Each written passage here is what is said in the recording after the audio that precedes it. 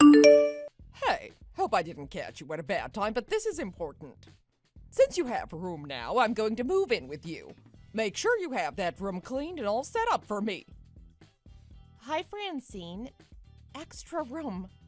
I know you're not talking about Riley's room. There's no way you would think it would be okay to talk to me like that when the soil hasn't even settled over her grave. The funeral just ended. I know that. I was being polite and waiting for the funeral to be over to talk to you about it. You're already past your prime, so you won't be able to have another child, right? So there's no point in you keeping all that kid stuff. It's not good for you to keep old and useless things. It brings a bad vibe to the house. There's no use holding on to the past, so just throw everything away. It's the right thing to do. What the hell are you saying? You didn't even come to Riley's funeral and you think you have the right to talk to me about her stuff? She's just been laid to rest and you didn't even waste a minute to disrespect her. I don't like going to dreary and drab things like funerals. Those events always have so much bad energy. She was your granddaughter. It was your chance to say your final goodbye to her. I already said goodbye to her the last time I saw her, when she was alive. So there was no point for me to go and see her now that she's dead. She won't even be able to hear me or respond, so why waste my time and energy? But you'll never see her again. I won't ever see her again. I don't get it. I never had the urge to go see her when she was alive, so why should I want to go when she's just lying there? It's not like she was a pretty thing. She got her looks from you. How can you even say something like that? And don't even get me started about the way she died. Dying while trying to save a dirty stray cat on the road is just so dumb. Of course you'd get hit by a truck doing something like that. I can't believe you never bothered to teach her that. Stop it. Stop talking about her like that. I guess dumb just runs in your side of the family. If you think about it, it's actually comical. Francine, will you just please stop? Travis and I are still having a hard enough time accepting that she's gone. I can't ever see her or hug her or hear her voice again. When are you going to stop going on and on about her? She's not here anymore. Just let it go and move on. Get all of her things out of that room and you'll forget about her. Make sure you clean every corner and repaint the room. I want it to be eggshell white. I'm not doing that. The only thing you're not doing is your makeup. But I'm willing to put up with that so that I live with my son. Be thankful that I'm putting up with you. I can't even bear to step into that room right now. It has all her things and it's only going to keep reminding me of her. It's proof that she was here. Talking to you is such a drag and so suffocating. I'm gonna need to call an exorcist to get rid of all this bad energy you're bringing. You really need to stop. What do you expect? I just lost my daughter. I'm still grieving. You already had your time to grieve at the funeral. Don't drag it on longer than that.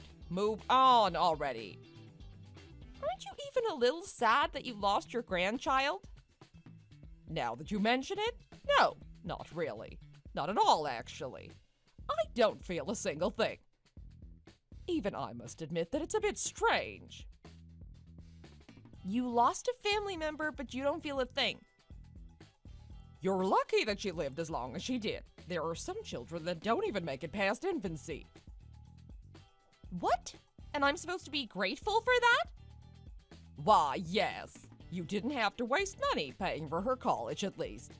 I'm sure deep down inside you think so, too. Of course not. Raising a child to adulthood isn't cheap, you know. And there's no way of knowing if they ever amount to anything. Travis and I were looking forward to every second of her future.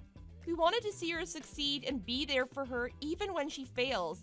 Don't you get that? I've been a mother for longer than you, so here's the truth about being a parent. No matter how you raise them, it's a total waste of your time and money. But you raised Travis. Are you saying it wasn't worth it? I did. I raised him well and even paid for his college. But he still went and did something stupid like marrying a stupid, ugly mess like you. A total waste of all my effort. You're a horrible person. See, you just proved my point. Everything I've ever said is the truth. I'm giving you the chance to make it up to me by moving in with you so you can take care of me. No, thanks. I don't want to make it up to you. You owe me that much. Now that Riley is gone, you're going to have a lot of free time on your hands. Having me there will help fill the void. You have the room for me anyway. There's no reason for you to refuse. I can't even think about having you here. You don't have to think about it. Just do it. Cleaning out that room will help you move forward. It'll be good for everyone. You're just getting rid of garbage that you don't need anymore. I told you already, no chance. You're not going to use that stuff again. It's just taking up space. You have the room. It just needs to be cleared out. You were happy to give the room to Riley, but she doesn't need it anymore. It will be a waste to have that space unused. I said no. I tell you what, I'll get rid of the stuff for you. It won't be a bother at all. You're in charge of providing some adult-sized furniture for me, though. Just wait a minute, Francine. My name is Raven, and I'm 35 years old. I live with my husband, and we had a 6-year-old daughter together. But my daughter is now in heaven. We bought a lot of things for her as she prepared to start first grade. We got her a desk where she could do her homework and lots of school supplies. We even picked out her outfit for the first day of school together. I used to look at those things with so much excitement, but all they do now is bring me tears. I've cried every day since Riley died. I don't have the heart or the energy to even look at the room anymore. There will come a day when I will have to clean up her things and put them away, but it won't be anytime soon. I want to keep them around even when I don't have the courage to look at them yet. But for certain, I'm not going to throw them away like my mother-in-law keeps telling me to do. It's been a week. Did you clean up my room yet? I thought I told you that you're not moving in with us. That room isn't yours. It'll never be yours. Well, that's not very nice.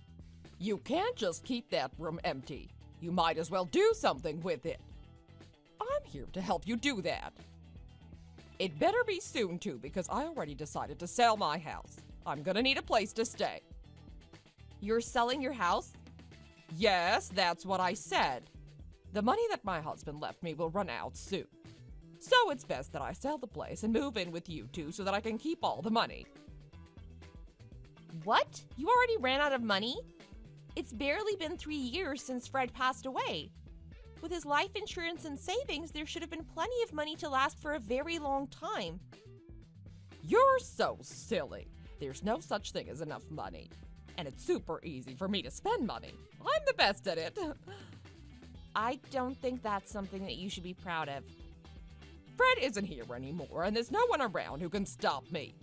Lord bless his soul, but he would always be on my case and yapping about my spending.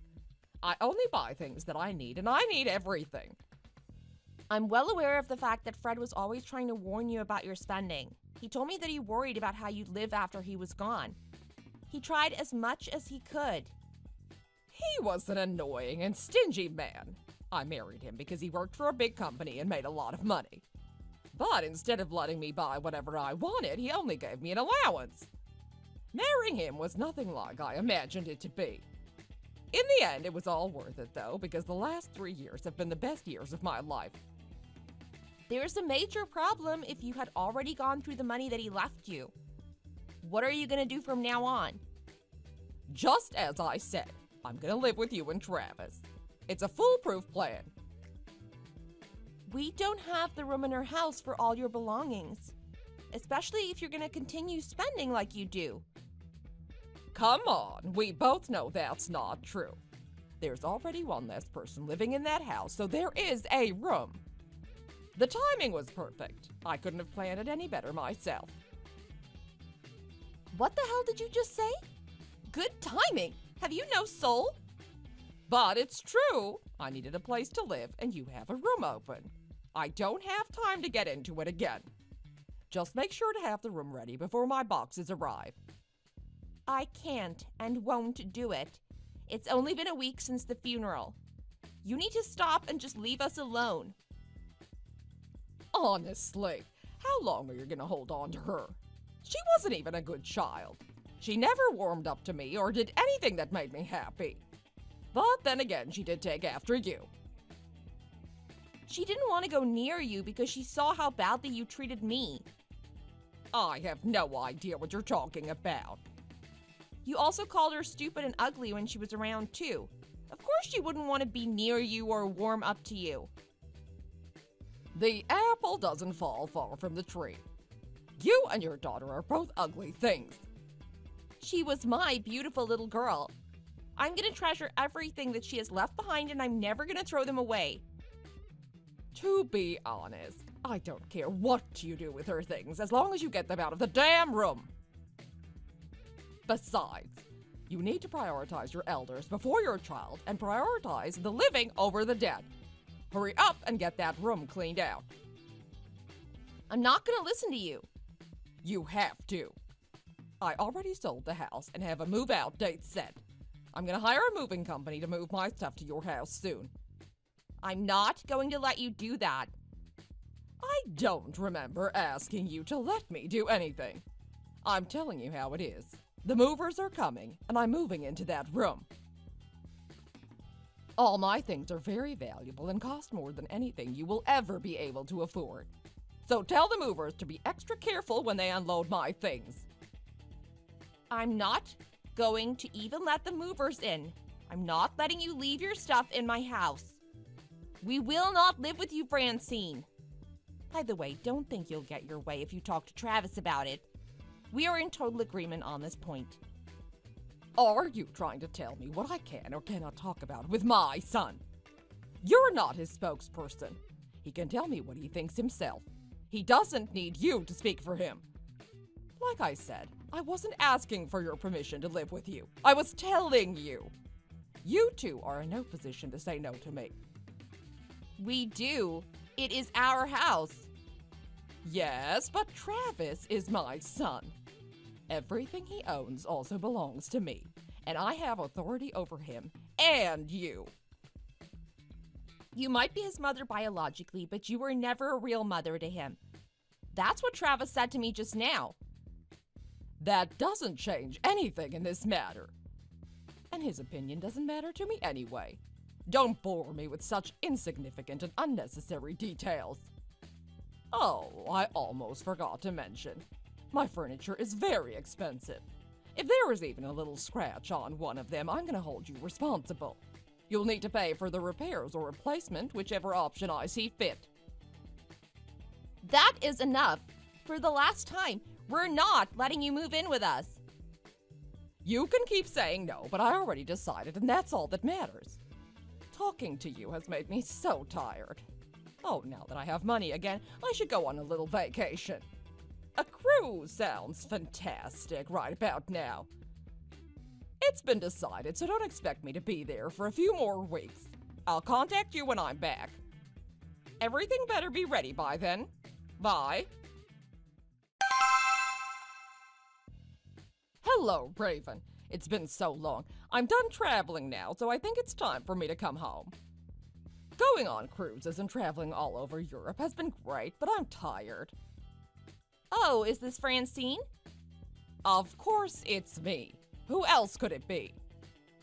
I haven't heard a single word from you in 3 months. I thought you weren't coming anymore. I told you I was going on a vacation. First, I met up with a few friends to catch up and had the most extravagant dinners. Everyone was so happy to see me and so grateful for the meals. I had so much fun catching up with everyone. After that, I went to Europe and traveled to a few countries before going on a cruise around the Mediterranean. But it's finally time to come home. Sounds like you had a really good time. I did. You can tell that I did. I had all that money from the house and I spared no expenses. I got all the best things that money could buy. Wait, don't tell me that you spent all the money in just 3 months. Why are you still surprised? I thought you knew me better than that. Most of it is gone. I think I still have a couple $100 and some change. That's true. I shouldn't be surprised. I didn't message you to talk about that. You had 3 months to get my things in order. Is it all done like it should be? I know you're not used to having brand name things. I hope you didn't try to steal any of it. If even one ring or brooch is missing, I'm gonna know. I might have a big collection, but I know every single piece. I wouldn't know because I haven't seen it. What's that supposed to mean? You didn't open any of the boxes. You just left them in the room. Oh, you're so lazy and useless. Can't even do a single thing that I ask, even though I know you had the time to do it. Don't tell me you still haven't thrown away the other stuff. Those things are useless and are just in the way. Don't worry, I threw away all the useless stuff that was in the way. That's good to hear. I guess you're not as useless as I thought. Just needed a bit of kicking to get you moving. I just wish that you could move faster. I hope you've at least realized that there's no use in fighting me. Right, sure. You're acting a little odd. Did you finally open my boxes? Were you surprised to see what was inside? I didn't open any of them. Stop lying. I bet you stole a handbag, didn't you? I assure you that I didn't. Even if I wanted one of your handbags, I couldn't stand to use it knowing you touched it. What a nasty thing to say. That was very uncalled for. I'm going to slap that attitude out of you when we start living together. I'm going to teach you some manners, that's for sure. I've told you so many times already, we're not going to live together. What are you talking about? My things are already at your house. Oh, I see. You're planning on locking me out and just keeping my things. I already said that I threw everything away, so how can I steal them? You did what? I told you, I threw away all the useless stuff in my house. I didn't even look at any of it. I just told the delivery person to drop it all off right in the dumpster. If this is some kind of joke, I'm not laughing. I'm not joking. You're the one that told me to get rid of old useless things. I wasn't talking about my things. But your things were the only useless things we had here. How dare you? Anyway, your stuff isn't here. We don't have it. You're not gonna get away with this. I'm gonna make you pay for every last thing. You're gonna get it when I arrive. Just you wait. Arrive? Where are you heading? To your house. Where else would I be headed? I'll be there in 2 to 3 minutes. You better prepare yourself for what I'm about to unleash on you. What on earth? Raven, what is the meaning of this? Meaning of what? You said that you'll get here in 2 to 3 minutes, right? I'm waiting right here. When I knocked on the door of your house, a strange old man opened the door. Really? Where did you go, Francine? Oh, I bet you went to the old house. The old house? What do you mean? We don't live in that house anymore. We rented it out. That man's name is Mr. Cooper. He just texted me and said that an unknown woman just knocked at his door. He was very surprised to see you. I don't blame him. I'd be shocked to see an old hag standing on my porch, too. How and when did this happen? We moved about 2 months ago. What? Why didn't you tell me? We decided a while ago to move to a place with bigger rooms when Riley enters elementary school. Riley was also looking forward to the move. You decided that long ago without telling me. Yeah. I guess I should have told you earlier so I could have saved Mr. Cooper some trouble. Of course you should have told me. I'm your mother-in-law. You? Really? You weren't even sad when you lost your grandchild. Can you still call yourself a mother? I don't even know if you're human. Who are you trying to fool? Tell me your address right now. I'm staying with you whether you like it or not. No, I don't think so. Then what am I supposed to do? I don't have any money left. That's not my problem. Besides, you get Social Security, don't you? That's not even enough to pay the interest rates on my credit cards. Even though I'm aware of your spending habits, it's still shocking to me. I don't have any money or a place to live now. Really, that's rough. Why are you being so nonchalant? You're not thinking of just abandoning me, are you? You got that right. But you have to help me. We're family. I'm Travis's mother. Now, why would I help someone like you? I've never considered you family, just like how you never accepted me as family. Same with Travis. He doesn't think of you as his mother. How dare you tell me to throw away Riley's things? That's unthinkable. Fine, you don't have to throw them away. I wasn't ever going to throw them out. There's nothing more important to me than the things that Riley has left behind. I'm sorry, okay? I'm sorry I ever suggested it. Please, you have to let me stay with you. I don't need useless junk like you in my home. Don't be like that. Just help me. I refuse. But I'm in a lot of trouble here. You're just going to abandon me and let me suffer. Why, yes. Good luck. We're never going to see or talk to you again. Bye. Please, I'm begging you. Don't leave me alone. Francine ended up moving to a very small and dingy apartment. It was the only thing that she could afford. She was even able to find herself a part-time job, but what she made was still not enough to cover her debts. So now she has to live frugally and on a very strict budget, which is something that she has never had to do before.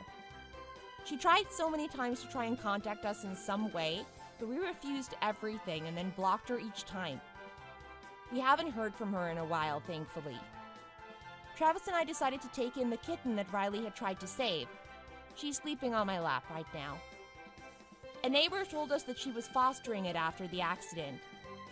We waited until we were settled into our new place before we officially adopted the kitten into our family. I actually heard that Riley had been taking care of this kitten for a long time at the park near our house. Riley was so kind and gentle. I miss her so much. Travis and I are doing our best to keep her memories alive. We talk about her to each other every day. The days don't seem so long and lonely anymore. I guess that means we're healing bit by bit. My precious little girl has become an angel. I hope she's up there watching down on us. Thanks for watching. Please hit the like button and subscribe for more videos.